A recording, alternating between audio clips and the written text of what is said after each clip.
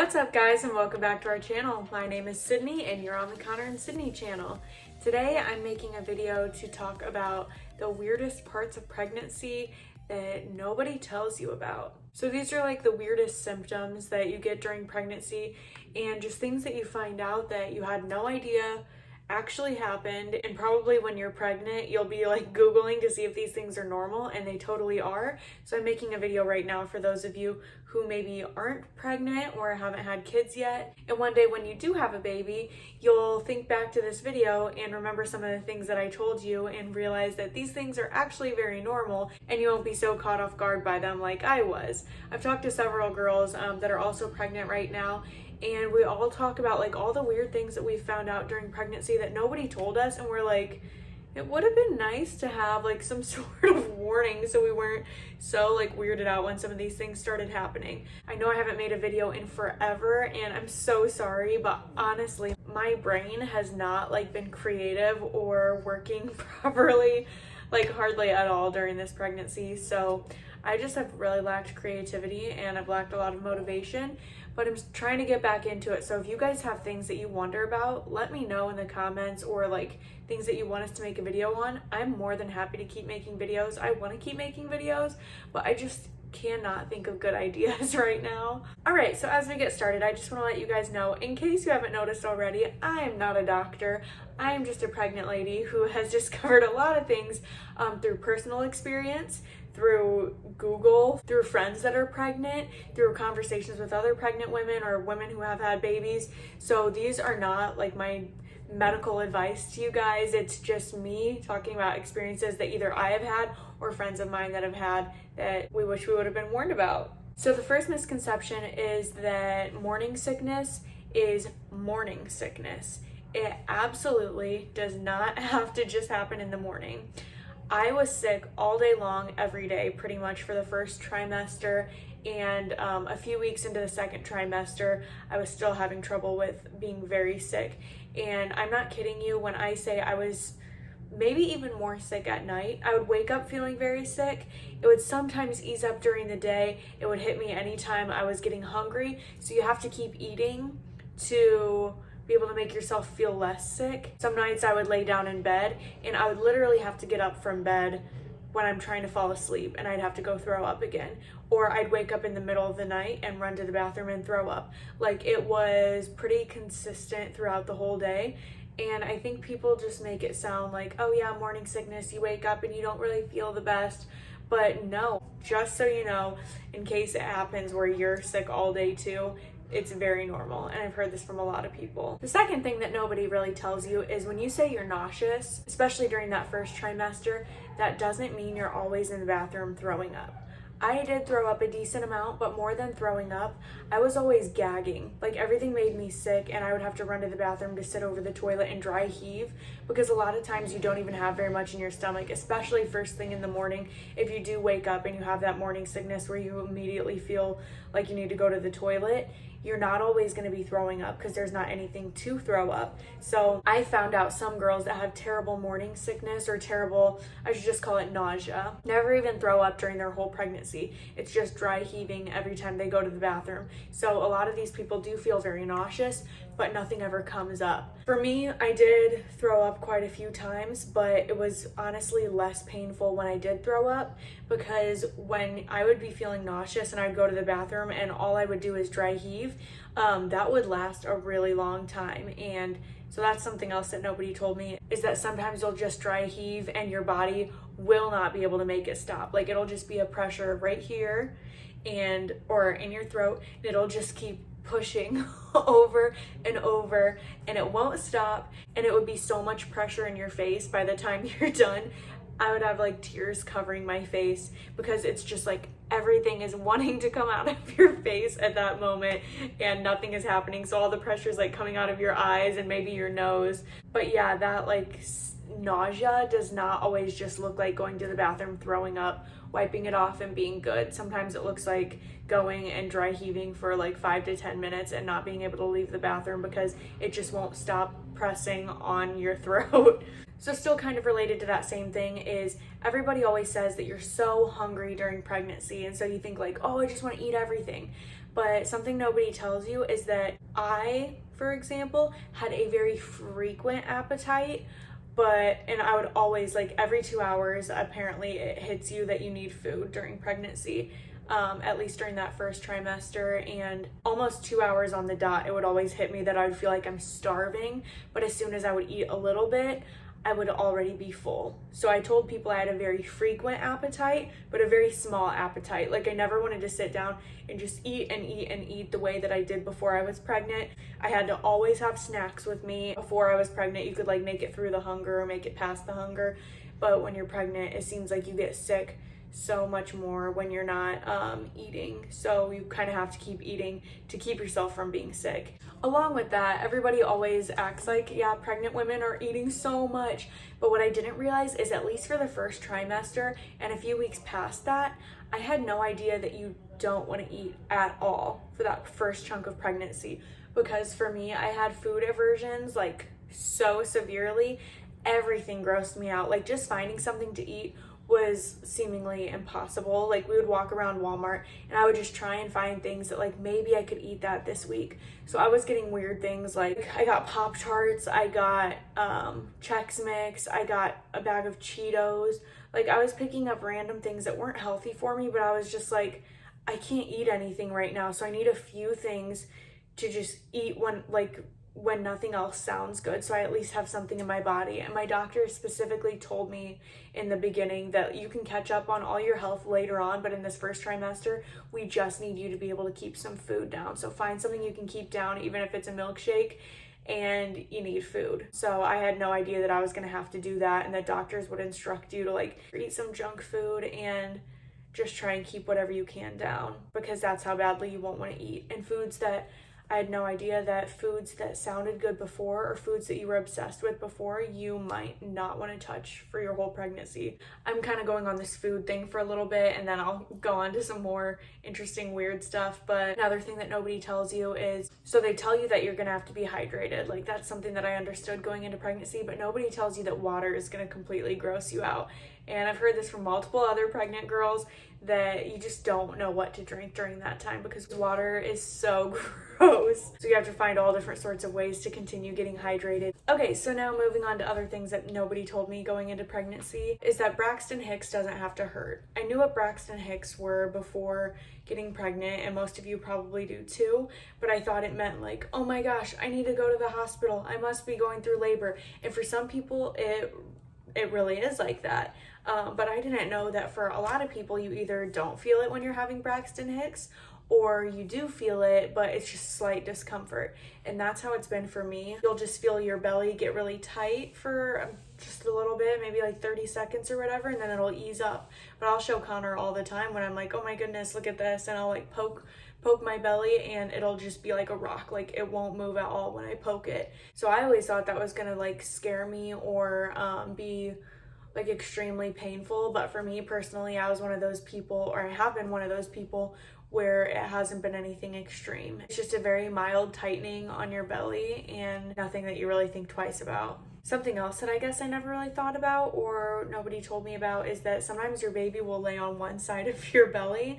So like right now, my midwife told me that the baby's back is on this side of my belly. So that's why I'm feeling a lot of times so much pressure over here where my belly is so tight. And then on the left side, I'll be able to poke that and there's just like nothing there. It's like completely squishy, and this side is just rock solid because she's pressed up with her back so hard against this side. So I thought that was really interesting. I never knew that babies don't just kind of like stay in the middle, but they'll like sometimes push themselves into one spot specifically. I also didn't know that when you first start feeling baby kicks, it's not like, oh, look, she's kicking, but it feels like gas bubbles, and you just feel like a little bit of rumbling like here and there, and it's just like flutters. Like, oh, here's a little something right here, here's a little something right there. And I just thought it was going to feel like kicks from the beginning, I guess. I hadn't heard much about that. So this part might be a little bit TMI for some of you, but I didn't know that, well, I knew that it does a lot to your bladder going into pregnancy, that you might occasionally pee your pants or like those kinds of things. But I guess what I didn't realize is that although like sometimes you'll pee a little when you laugh or when you like cough or something like that. I didn't realize that sometimes it's not even urine that's coming out of you.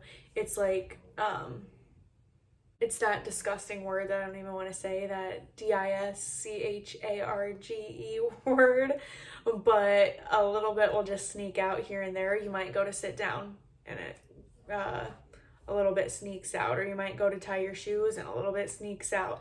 And so a lot of women start wearing like panty liners during their pregnancy, and a lot of women have to go to pelvic floor therapists to get this figured out, because for some people it's very extreme and for some people it's just a little bit. But I have a lot of friends also that have dealt with this, where it seems like every time you put on a new pair of pants, you'll pee or leak or whatever all the way through your underwear and through your leggings or your jeans or whatever, and you have to keep throwing everything, like not just your underwear, but you have to keep throwing everything in the washer. And this can happen sometimes like multiple times a day, and it's extremely frustrating. And most of the time you have no warning that it's even coming. It's not like, oh, I really gotta go to the bathroom, I can't hold it. It's just like, oh, baby stepped in the wrong spot, gotta go change my pants.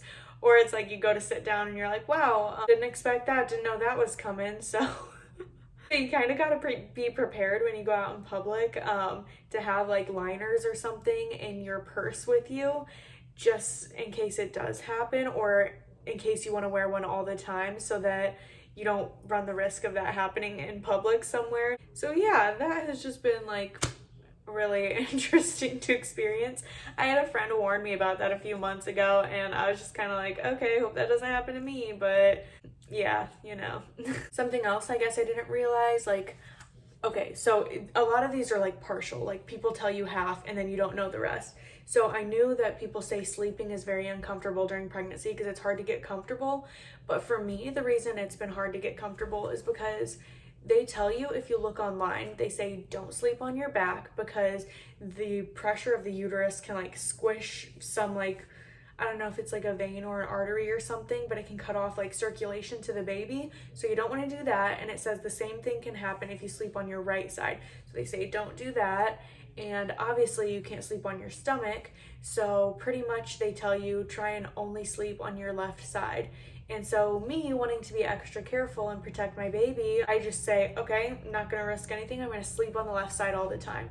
And I guess I didn't realize I don't like to sleep on my left side at all. I didn't think it would be that big of a deal, but it's really hard to sleep just on my left side. So I talked to my midwife today and asked her for her view on that. And she said, as long as you're like sleeping on your side, then go ahead and sleep on whichever side you want. It's not that big of a deal. So I'm thrilled tonight to go ahead and try sleeping on my right side, just because she said since I'm so low risk and there's nothing that they see could cause any sort of damage. But if you like look on Google, everything's gonna say like better safe than sorry, just sleep on the left side. And that's why sleeping is so uncomfortable for me during pregnancy. Let me know if you guys have heard that, or if your like midwife or doctor has told you that you can sleep however you want. Something else I didn't realize going into pregnancy is everybody tells you that you might get stretch marks. And where do you think these happen? Obviously on your belly. So I went and got a bunch of lotion right away, like the same lotions that my mom used when she was pregnant and didn't get stretch marks. So a few weeks into my pregnancy, I was talking to my hairdresser, and we were talking about like all the different parts of pregnancy, and she was saying that she didn't get stretch marks on her belly, but she did get them somewhere else that she didn't expect them to, meaning up top, where you're also growing very largely, very quickly.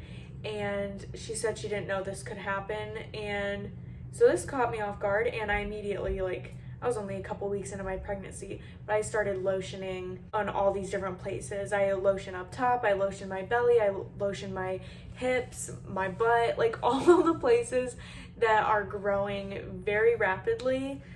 Just go ahead and keep lotion on those too, because you're prone to stretch marks in all these different spots. And I guess I just, being a kid or whatever, you just always think, oh, belly, that's the only spot that's growing so much, but your whole body is like expanding. Going along with the whole skin thing, everybody tells you, oh, the pregnancy glow, and right now obviously my face looks a lot better, But for a long time there, my face was an absolute mess. It was one of the first signs that I was pregnant was my acne was out of control. I had like, you know those like cystic zits where they're like, it's like under your skin and you can't pop them because they don't come up to the surface. It just feels like there's like a marble under your skin or whatever.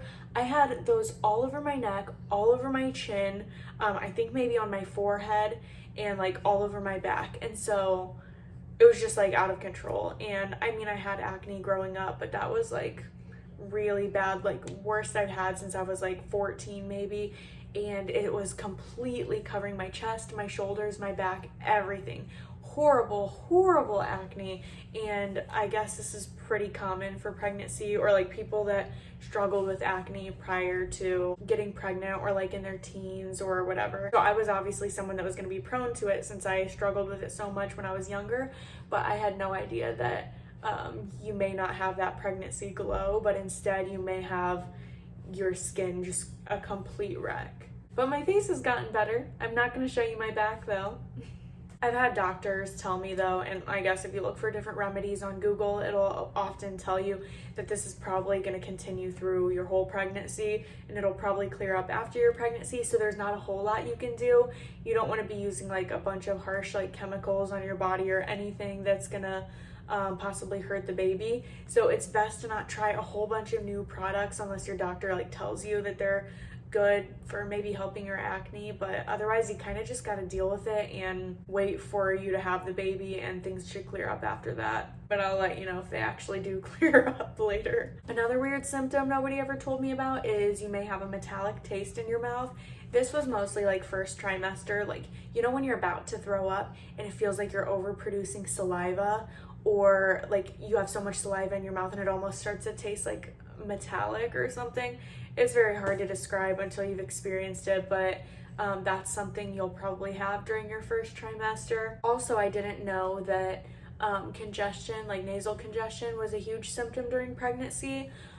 So like especially during the night, a lot of times I'll wake up and not be able to breathe out of my nose, or I'll wake up in the morning not be able to breathe out of my nose. When I take a shower and I get out of the shower, because of the steam, it'll like loosen everything up in my nose that I didn't even realize was there. And when I get out of the shower, I'm like sneezing and blowing my nose for the next like 20 minutes, like clearing everything out of it. So if you notice that like at the beginning of your pregnancy or whatever, it probably doesn't mean that you're getting sick. It's probably just a symptom that you're gonna have throughout a lot of your pregnancy. Something else that nobody talks about is, well, they tell you babies are expensive or kids are expensive, but I thought that was like all that you have to provide for them after they're here. And like raising kids is expensive, sending kids to school is expensive, putting them in sports is expensive.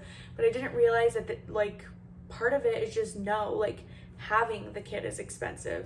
So nobody tells you that it costs thousands of dollars just to birth a child, which is wild. But like getting in with a doctor or a birthing center or whatever is thousands of dollars for them to like check up on you throughout your pregnancy and do like testing on you throughout your pregnancy. And then if you're going through a hospital, then you have all the additional hospital fees on top of that, which for a lot of people, especially if you get like an epidural or all sorts of different procedures that they have done, that can sometimes be tens, $20,000 on top of what you've already paid leading up to the birth. If you don't have any like government assistance that you can get, and if you make over a certain amount of money and you can't get like Medicaid, then having a kid is outrageous. Like I had no idea. And it really does start to make me wonder, how do people have so many kids? People have to just be like draining their savings every time they decide to have a kid. So we've found like cheaper options and better routes and have some of it covered by insurance, but it is still not cheap by any means. Also, nobody tells you how pregnancy affects your mouth. So it's really important actually to go to the dentist during your pregnancy, like maybe even multiple times, because women, I guess like different hormones and saliva and weird things like that make pregnant women very prone to cavities and even tooth loss. And so it's extra important to be like brushing and flossing and getting checkups on your teeth. And I guess it's even common that you can get like bumps or like big sores on your gums. I haven't had any of that happen. So I guess when you're pregnant, you just gotta be really on top of your dental game. Something else nobody talks about is that Your bowel movements can likely be very unusual during pregnancy, and a lot of women experience a lot of constipation. And so there are different things that your doctor or midwife are probably going to want you to take to keep those very regular. And if they're not regular, and if you're dealing with a lot of constipation, it can even lead to hemorrhoids. And I guess hemorrhoids are very normal in pregnant women. So high fiber diets and different drinks and supplements are really important for you to keep those bowel movements more regular. Also, nobody talks about the round ligament pain that you're gonna have, and that is just like the bottom of your, like, so if your belly is shaped like a circle, it's like the bottom, almost like V of your belly. And if you're like walking a lot or overexerting yourself, those or even if you're not, I guess those muscles right there are working on like expanding themselves, so they'll get pretty sore just because it's expanding so much. But like when I do a lot of walking, that'll get really tight in there and really sore. And so when I notice that, I usually try and just stop exhausting myself, or like sit down or relax or whatever, and it usually takes care of it pretty quickly. And the last one I'm going to talk about is just that working out is not only good for you, but it's good for the baby. So people always tell you, like, don't lift anything heavy, which is true. You probably don't want to like overexert yourself and be lifting the kind of weights that you did before and putting yourself in danger, especially danger of falling because you're extra clumsy when you're pregnant. But working out and like walking and getting your heart rate up and even light weightlifting, all those things are not only healthy for you, but it can transfer over to your baby and make your baby more athletic and smarter, because all the good things that your body is getting out of working out is transferring right to your baby. So when your baby is born, they're already a few steps ahead by being healthy the way that you're healthy. So it's kind of like your baby's been doing workouts with you. So I think that's pretty cool, and it does keep you motivated to stay active. But yeah, that's pretty much all I've got. I know this was kind of a longer video, but those are some things that nobody tells you, or they tell you bits and pieces of it, and then they don't tell you like the bad parts. And I'm not here to tell you like pregnancy is bad or uncomfortable or whatever, but it's just things where I was like, geesh, I wish somebody would have warned me. I'm like Googling all these things like, is this normal? Is this normal? But I have like heard all of these things from multiple girls, and so it's just kind of what you experience when you're going through pregnancy. If you have experienced any of these, let me know in the comments below which ones caught you off guard, and which of these things you had no clue actually happened. And also let me know which other weird symptoms you've experienced during pregnancy. I'd love to hear from you guys. Also, I'm going to try and make more videos coming up, so just give me ideas. If you guys got any good ideas, let me know what you guys want to see. Thanks so much for watching. Subscribe to our channel if you haven't yet. So yeah, that's pretty much it. We love you guys. And just remember that what God thinks about you is way more important than what the world thinks about you. We'll see you guys hopefully soon. Bye-bye.